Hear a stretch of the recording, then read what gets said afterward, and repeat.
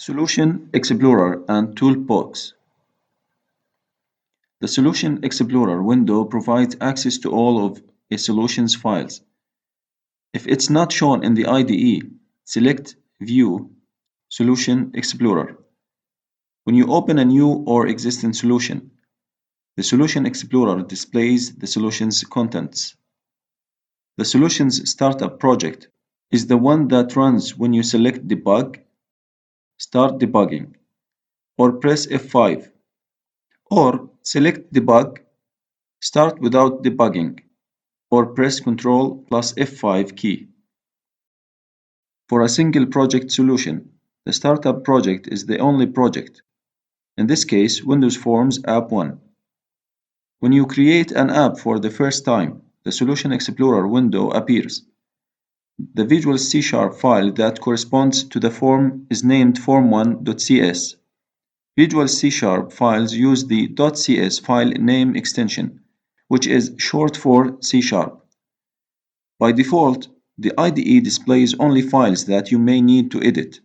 Other files that the IDE generates are hidden. The Solution Explorer window includes a toolbar that contains several icons. Clicking the Show All Files icon displays all the solution's files, including those generated by the IDE. Clicking the arrow to the left of a node expands or collapses that node.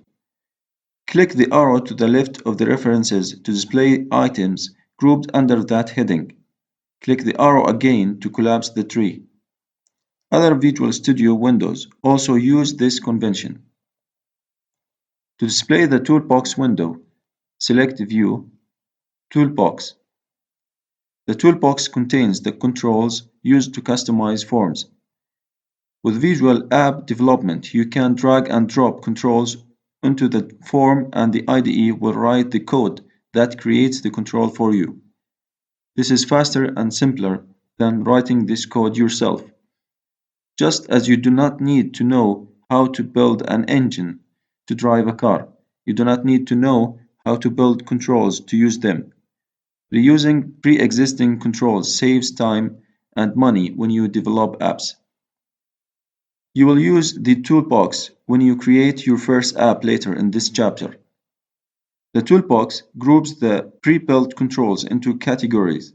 Again, note the use of arrows for expanding or collapsing a group of controls.